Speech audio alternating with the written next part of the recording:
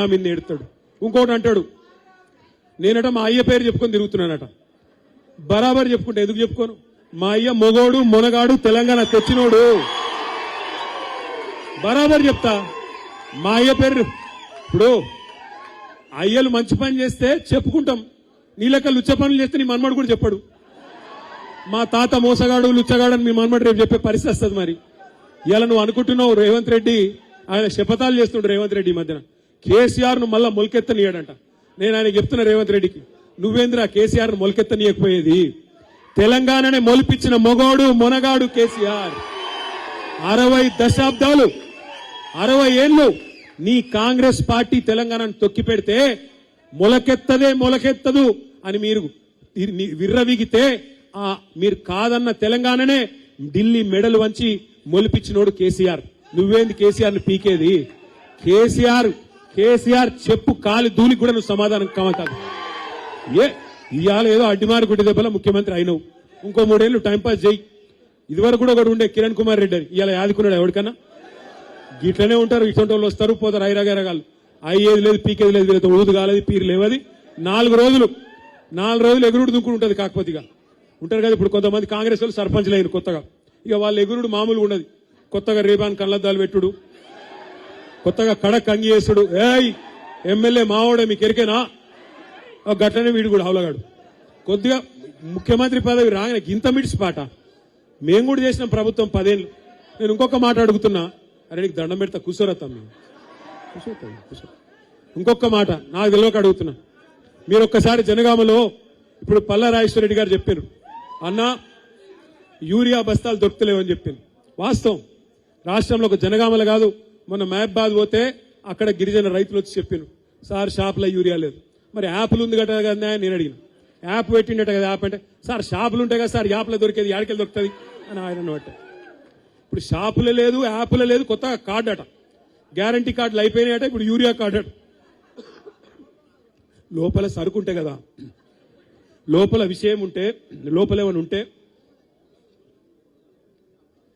APLA urea దొరుకుతుంది. మరి కేసీఆర్ గారు ఉన్నప్పుడు ముఖ్యమంత్రిగా ఈ యాప్లు షాపులు ఈ బాధ మనకు లేకుండా ఎందుకో? ఎందుకంటే కేసీఆర్ రైతు, రేవంత్ రెడ్డి లెక్క రియల్ ఎస్టేట్ బ్రోకర్ కాదు. అందుకే రైతు కాబట్టి, రైతు కష్టం తెలుసు కాబట్టే కేసీఆర్ గారు రైతుకు కష్టం తెలియకుండా మీకు టైంకు నాట్లేసే టైంకు మంచిగా మీ ఫోన్లన్నీ టింగు టింగు టింగు అనుకుంటా రైతు బంధు పడుతుండే. ఇవాళ ఎక్కడ కావాలంటే అప్పుడు టైంకు ఎరువులు, టైంకు విత్తనాలు కేసీఆర్ ఉన్నప్పుడు తిప్పలు లేకుండా ఉండే. 24 గంటల కరెంటు బ్రహ్మాండంగా వస్తుండే. ఏ టైం కావాలంటే ఆ టైంలో మోటార్ నడుపుకునే అవసరం ఉండే. లో వోల్టేజ్ ఎన్నడూ లేదు కేసీఆర్ గారు ఉన్నప్పుడు. బ్రహ్మాండంగా రైతుకు కాలం గడిచింది. కానీ ఇవాళ పరిస్థితి ఏంది, ఎంత దారుణంగా ఉన్నది నాకంటే బాగా మీకే ఎరక. చేనేత కార్మికుల గురించి చెప్పిండు పల్లా రాజేశ్వర రెడ్డి గారు. ఒకరు కాదు, 2 కాదు, ఇప్పటికి దాదాపు 48 మంది చేనేత కార్మికులు మళ్ళీ కాంగ్రెస్ ప్రభుత్వం వచ్చినాక ఆత్మహత్య చేసుకున్నారు. చేనేత మిత్ర అనే పథకం పోయింది, నేతన్నకు చేయూత అనేది పోయింది. ఒక్కటంటే ఒక్క పథకం కూడా ఇలా అమలు అయితలేదు. ఇక్కడ నుంచి ఒక సోదరుడు జనగామ నుంచి నాకెప్పుడు మెసేజ్ పంపిస్తా ఉంటాడు సోషల్ మీడియాలో, అన్నా మాకు చేనేత రుణమాఫీ అని చెప్పిండ్రు, రుణమాఫీ కాలేదన్నా మాట్లాడండి అని చెప్తున్నాడు.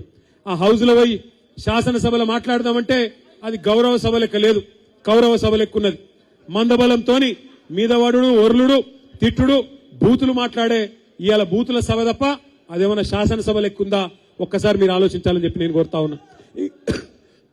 ఇంకా ఆ సభకు కేసీఆర్ నువ్వు రా అంటాడు. కేసీఆర్ గారు ఒక ప్రెస్ మీట్ పెడితేనే నీ లాగు దడిచిపోయింది. నువ్వు కేసీఆర్ గారి గురించి అసెంబ్లీకి రా రా అంటే ఆయన గిన్న వస్తే గుండాకి అక్కడనే వస్తాడు, ఆయన పొట్టోడు అక్కడనే పోతాడు.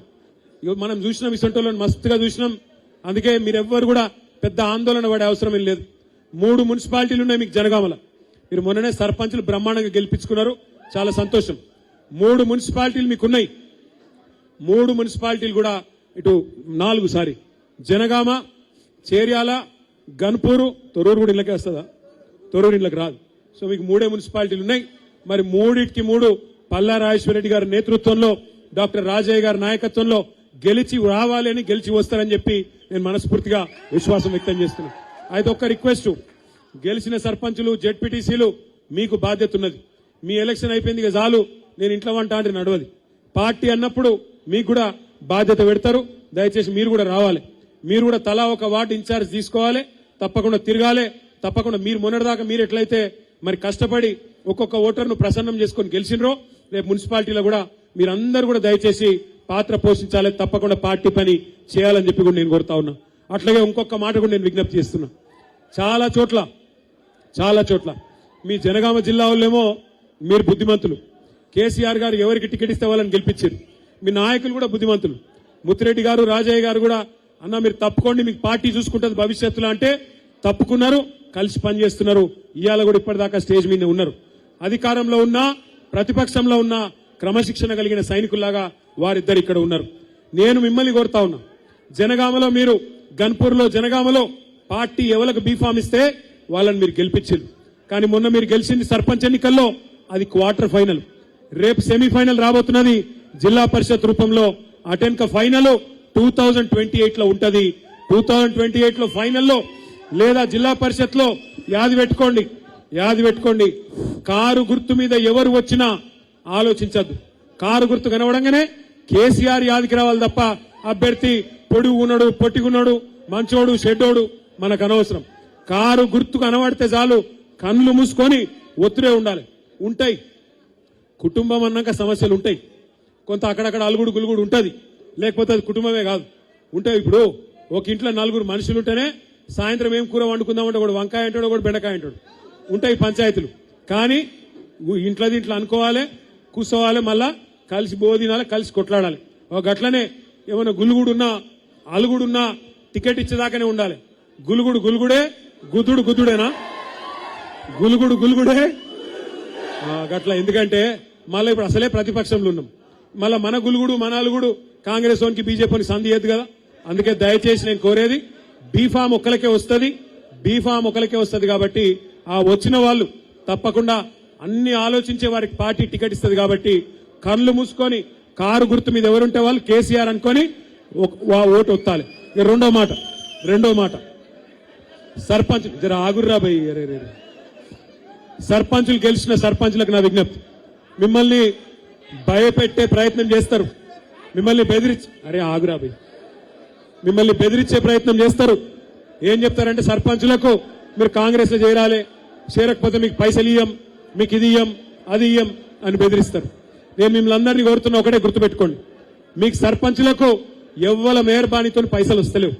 ఎందుకంటే ఒక నియోజకవర్గానికి ఎమ్మెల్యే ఎట్లనో, రాష్ట్రానికి ముఖ్యమంత్రి ఎట్లనో, గ్రామానికి సర్పంచ్ కూడా అట్లనే.